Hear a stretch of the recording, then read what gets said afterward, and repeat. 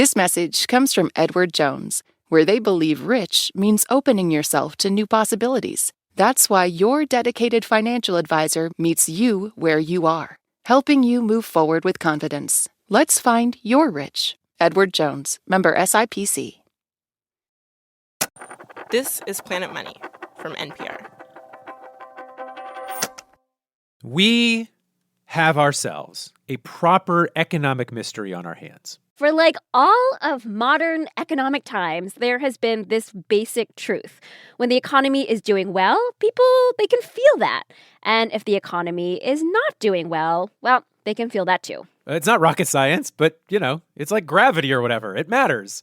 And we know this because for 80 years now, we have been measuring consumer sentiment, quantifying people's vibes about the economy. But, and here is that mystery, it appears somehow, right now, we have lost our ability to feel the economy.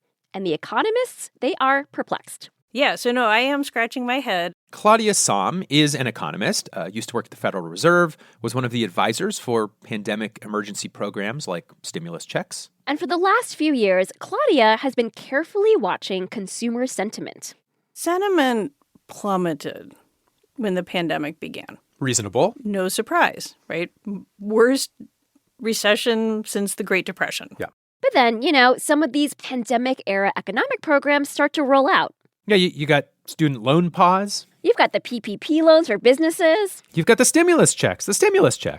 About a year after the pandemic started, we're actually feeling pretty good again. And then, after April 2021, sentiment starts plummeting again. And that was where we started to see inflation rising. Okay. Right? So it does, it can make sense. But this is sort of the last moment that things really make sense. This is where the plot thickens in our economics mystery. Right. In the middle of 2021, the job market turns surprisingly good. This is when we saw all these stories about how people are able to quit jobs and move around to better jobs because the job market is that good. And then in 2022, inflation peaks. It hits 9.1%, like definitely not good, but it starts going down and down and down. And it seems pretty clear that we are not headed for the super bad, like double-digit inflation numbers that we saw in the late 70s and early 80s, for example. And yet, as the economic news got better and better in 2021 and 2022, consumer sentiment just kind of stays in the pits. And frankly, I think this year in 2023, the disconnect has become glaring because as inflation has come down, inflation back down, unemployment still low, and people are not having any of it. Not having any of the good news. I mean, look, is everything perfect? Absolutely not. But if you look at graphs of these feelings measures versus more traditional economic measures, there is now a historic split. And Claudia, she feels a professional obligation to try and understand why. And so lately, she's been trying just to ask people. Yeah, but I have a very hard time having that conversation because people, rightly so, are gloomy. Right. What tends to happen is Claudia goes to Twitter/X like, hey, if you look at the numbers, there are some good things going on with the economy, and I'd really just love to understand what those numbers might be missing and why people are still feeling bad. And then people are like, shut up, you cold-hearted economist. Don't tell us how we should feel. Yeah. And if people are really gloomy and angry, going in and tell them to be happy, it doesn't really surprise me that they're going to get angry at me. I mean, legitimately, some things are bad. Like, I'm not going to try and tell people inflation is a happy thing or that inflation coming down should be them throwing a party. Right. But clearly there's a disconnect between how people are doing financially and how they assess that. As an economist, I need to understand what's under the hood. Right. And I can't evaluate policy. I can't give policy advice if I don't understand the economic piece. I guess we should probably try and figure out what's going on then, yes? Yes. You have an answer? It's a work in progress. Hello and welcome to Planet Money. I'm Kenny Malone. And I'm Waylon Wong. Today on the show, why are we bummed? Why do the economic vibes not match the economic moment? We'll go straight to the source to watch one of the most famous consumer sentiment surveys get collected, talk to the person in charge, and ride along with Claudia Sahm as she tries to figure out if we've lost our ability to feel the economy or if the economists have. There are no easy answers here, only getting yelled at on the internet, which actually might be, one of the answers. Support for this podcast and the following message come from Vanguard. Every day, shareholders meet to discuss important matters about the companies you invest in. Now you can make your voice heard too. Vanguard Investor Choice makes it easy to set your proxy voting preference for your eligible Vanguard index funds. Visit Vanguard.com/investorchoice to learn more. Vanguard investors own shares of their index funds, and those funds own shares of the companies they invest in. Vanguard Marketing Corporation, Distributor. This message comes from Odoo. Running a business shouldn't feel like surviving a software group project. Start managing your business with one unified system. Odoo is the all-in-one business management software. Try for free today at odoo.com/planetmoney. So if we're going to try and unravel the mystery of why the economic realities no longer match people's feelings about the economy, it is probably useful to ask, what is this economics feelings information anyway? And Claudia Sam says there are a bunch of measures of consumer sentiment, but there is one survey that she pays really close attention to. The Michigan survey, so the one run out of the University of Michigan, so consumer sentiment that goes back to right after World War II, gets a lot of attention. Like, that's probably the go-to sentiment survey. Go-to sentiment survey? Of course, we needed to go to the go-to sentiment survey. Hi, how are you? Good morning. Nice to We meet are you. in Ann Arbor, Michigan, the offices where Michigan's surveys of consumers are conducted. It's cubicles, phones, people in the cubicles using the phones. Hello, my name's Betsy Kirchen. I'm calling from the University of Michigan. Betsy Kirchen is one of the interviewers. She actually calls people up to conduct this sentiment survey. And look, if we are here to get to the heart of why the economic vibes are off, well, Betsy is sort of the first person to feel those vibes, I guess. Betsy is a retired English prep school teacher, and on the day we visit, her desk is perfectly clean, except for a solitary tin of Altoids. And she tells us she has developed some tricks for cold calling people in the year 2023. If they're going to hang up on me early, they're going to hang up on me. But if they haven't, then I want them to know that, my voice is being heard, and that this really is an important part of our economic life. Now, we had hoped that by coming here and watching Betsy conduct a survey, we might get a better sense of what it actually means when we say people are feeling bad about the economy. Yes, we just, needed someone to actually take one of Betsy's calls. And after quite a number of no answers, she finally gets a real-life human on the phone. I do hope I reached you at a good time to hear some of your opinions on how the economy is working for your household and the household. Now, we're only allowed to record Betsy's side of this conversation. That's right. And Betsy explains to this person that the survey is going to take about 25 minutes. And then she asks the very first question. We are interested in how people are getting along financially these days. Now, would you say that you and your family living there are better off or worse off financially than you were a year ago? Worse off is what most people said in the recent report from October. 51%. Only 30% said they were doing better. Now, turning to business conditions in the country as a whole, do you think that during the next 12 months we'll have good times financially or bad? Bad, according to a solid 2/3 of people in that October survey. Thank you. This is very useful for our research. Now, generally speaking, do you think now is a good time or a bad time to buy a house? Bad time, according to nearly 80% of people. And why do you say so? Why? Well, interest rates and housing prices, obviously. Yeah, those are by far the two most popular reasons, and for good reasons. Home prices have skyrocketed, and mortgage rates are the highest they've been in more than 20 years. Yeah, so like housing stuff is clearly part of what's feeding into the bad vibes here. Thank you. This is very useful for our research. You're welcome. So, yeah, this is how the consumer sentiment consumer sausage gets consumer made. There are about 50 questions in this survey about inflation and employment and wages and durable goods and the government. And then the very useful thing that Michigan does is grind all of that up into one meaty data point, the Consumer Sentiment Index. It is a delicious number that by itself doesn't really mean anything. Like, I will tell you that consumer sentiment for October was 63.8. But okay. Yeah. So we headed over to a separate office with a locked and surprisingly heavy door where the head of the survey works and hopefully has a little insight for us. We have been measuring vibes since 1946 at the end of the day. This is not new for us. Joanne Shu is an economist, used to work at the Fed, and even before she ran this survey, she used to look at this sentiment data all the time. And the benefit of having all of these interviews going back to 1946 is experts have done, on this team and outside our team, we've done research on why people feel the way they do. Right. What is so useful about Michigan is that they've been doing this for so long that we can look back through history and ask how good or bad were the economic conditions the last time consumer sentiment was at 63.8. Bad. The conditions were bad. Like, for example, we hit that number during the Great Recession.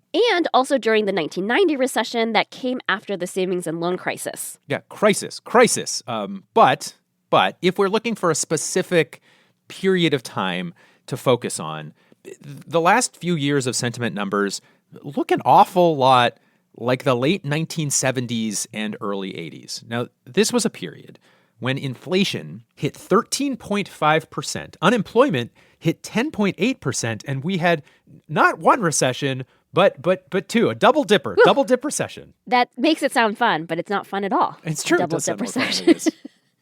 And certainly, things today are not perfect, but they're not 1970s, 80s bad, which is the crux of the big economic mystery. Why, then, do we feel like things are so bad? Well, Joanne has spent a ton of time looking at how specific answers to specific questions on this survey have changed. And she wanted to highlight one question in particular. And that question is, quote, during the last few months, have you heard any favorable or unfavorable changes in business conditions? The share of people telling us over the last year that they've heard bad news about inflation is so much higher than it was in the late 70s, in spite of the fact that objectively, by any measure, inflation was so much worse in the 70s than it was now. People lining up around the block to pump gas, that's not a thing right now. And still people are saying, oh, I'm hearing such terrible news about the economy. Joanne thinks what may be different today is the hearing of the bad news about the economy. This actually makes perfect sense when you think about, what wasn't around in the 1970s and 80s. The smartphone with non-stop access to Twitter/X, where bad news echoes and amplifies more than the good news does. And, there's another question on the survey that Joanne wanted to highlight. It's an open-ended thing at the very end that just says, is there anything else you want to share? People want to talk they want to talk about gun control. They want to talk about immigration. They want to talk about climate change. And, some of these things have stronger ties to the economy than others, but people want to talk about a lot of things.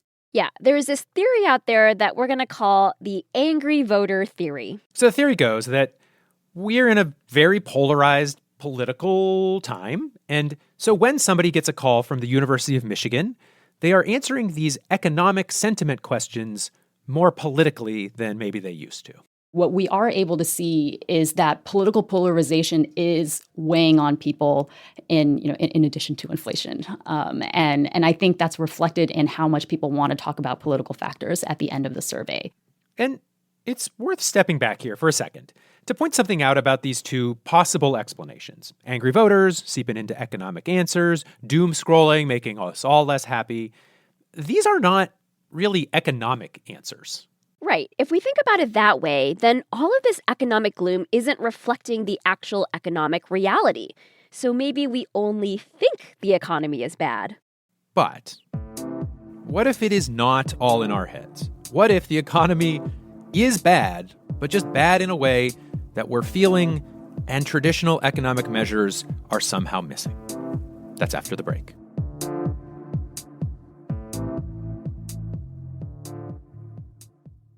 Support for this podcast and the following message come from Vanguard. Every day, shareholders meet to discuss important matters about the companies you invest in. Now you can make your voice heard too. Vanguard Investor Choice makes it easy to set your proxy voting preference for your eligible Vanguard index funds. Visit Vanguard.com/investorchoice to learn more. Vanguard investors own shares of their index funds, and those funds own shares of the companies they invest in. Vanguard Marketing Corporation, Distributor.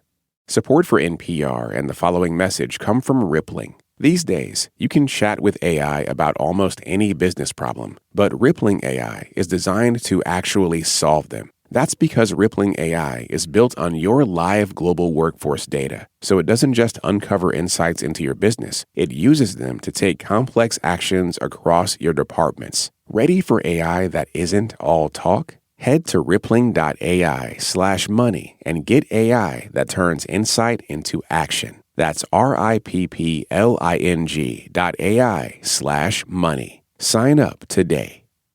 This message comes from Odoo, the all-in-one business management software platform. Whether you're a small or large business, Odoo gives you one flexible platform built to grow with you. Try today for free at odoo.com/planetmoney. Hey, it's Kenny Malone with a quick but very sincere thank you to our Planet Money Plus supporters and anybody else listening who donates to public media. After all, public media means you, the public, support it. Everything you hear from the NPR network really cannot exist without your contributions. And for anybody listening who isn't a supporter yet, right now is a great time to change that. For you to get invested in creating a more informed public. That is, after all, our whole mission at NPR. That's why we're here. If you like perks, well, Planet Money Plus offers sponsor-free listening and also bonus episodes of the show featuring extended interviews, behind-the-scenes content, and more. And if you want to make a tax-deductible donation to your favorite station or stations in the NPR network, that is fantastic as well. What really matters is that you are part of the community that makes this work possible. Journalists across the NPR network need resources to do their best work, and those resources have a cost. Microphones, laptops, safety gear, software. And whatever amount you can pitch in really does make a difference. So please give today at donate.npr.org/planetmoney. You can also explore NPR Plus at plus.npr.org. And thank you. Okay, so we've gone through a couple of possible bad vibes explanations. Politics seeping more and more into surveys, bad news clobbering us more than ever.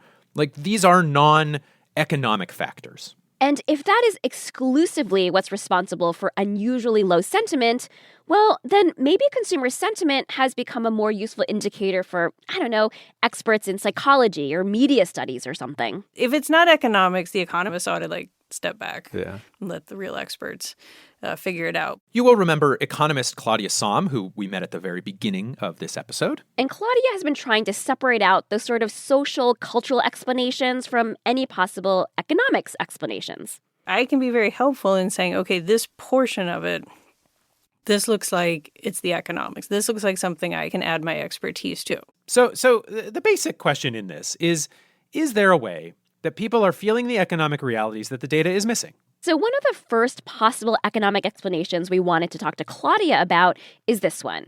Is it possible that this somehow is a story of an unequal pandemic recovery? That absolutely would be one to go at first. Right. You can imagine a situation where on paper, it looks like the economy is recovering well, but really, it is just rich people doing great while everyone else falls behind. Look, I spend a lot of time, I work on a lot of policy to help bring up the bottom.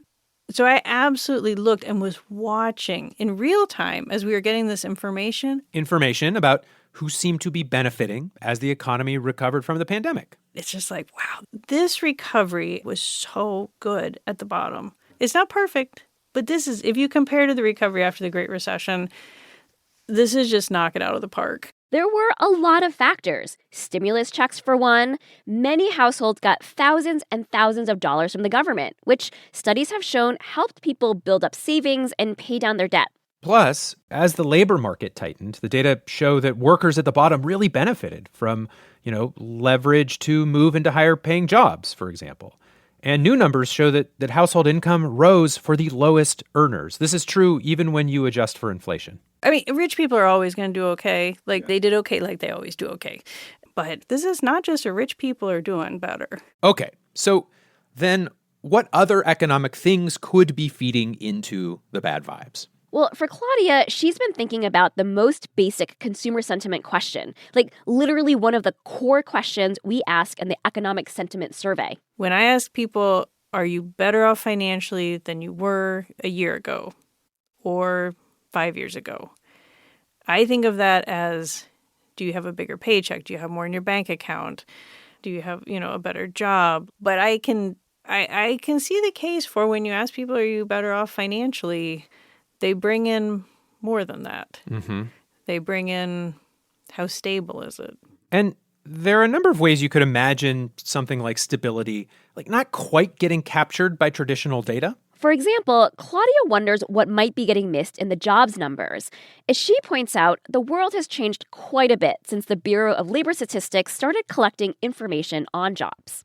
It started when there was a man who was the breadwinner and he worked 40 hours a week at the factory. So it was a very kind of stable concept of a job. Mm-hmm. The questions aren't designed for gig work, as one example, even though gig work has been with us forever, right? The informal sector. But we don't get a good sense of the texture of a lot of people's work life. It's possible that, on paper you see a self-employed person earning a good income, but if that person is piecing together gig work, that might not feel stable or sustainable or good. But, people were working gig jobs before the pandemic, and consumer sentiment was not in the tank. No, but there is another pandemic-specific stability issue that Claudia pointed out.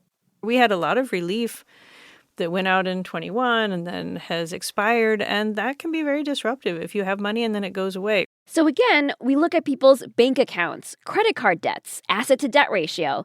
Maybe those things are better than before the pandemic.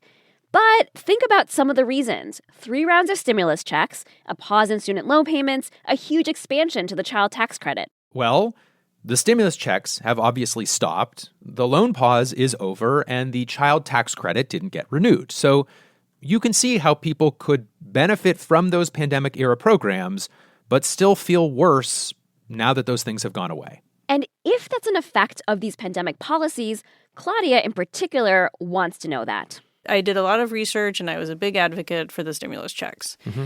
And I watched, not only was the spending picked up, people paid down debt. The payday lending office closest to my house shut down. I was so thrilled. And you see it in the data. It's not just me on my walks. So then to be like, no, this wasn't good enough. I mean, if this was bad advice or this wasn't the way the relief was most helpful to them, then I need to understand that. Claudia is not done hunting for economic explanations. In fact, she says, please send them her way. But the more she digs into this, the more she suspects the main driver of the vibes disconnect is the non-economic stuff. But, look, all of this asking why the bad vibes, why the disconnect between sentiment and other measures, it does sort of skip past a huge looming question, which is, what happens when everyone is this bummed? And economically, historically at least, we do know what has happened. I've said before to people, if you want a recession, we can have one. I don't want a recession. Who's Claudia talking to? You can have one. She said you can have one. You can have a recession, and you can get a recession. Under your chairs. Right. So, Claudia points to a recent research paper showing that consumer sentiment has been pretty good at predicting past recessions. And there are also arguments that really low consumer sentiment may even help bring on a recession. If we all freak out and stop spending because the recession is coming, well, that is a kind of feedback loop. These feedback loops they can be very common going into a recession, especially a consumer-led recession. However, this is maybe the one place where the disconnect between today's vibes and the economic numbers isn't a bad thing. Yeah, Claudia says, at first, when she started seeing these low sentiment numbers, she thought, uh-oh, is a recession coming? But it's been months and months and months of consumers saying they feel bad about something. And yet as time went on, I'm like, whatever it is, they're still out there spending. Right. They're still out there making money. So then I become less worried about it telling me that it's a harbinger of economic doom. As an indicator, it does seem like consumer sentiment is sort of broken at the moment, at least. And Claudia doesn't know what to make of it. Maybe our vibes will always be misaligned with the economics numbers going forward. Or maybe Claudia says it's just that the pandemic disrupted the economy so fully and left us all so battered and bruised that it is just going to take a while for people to get back in sync with the economic data again.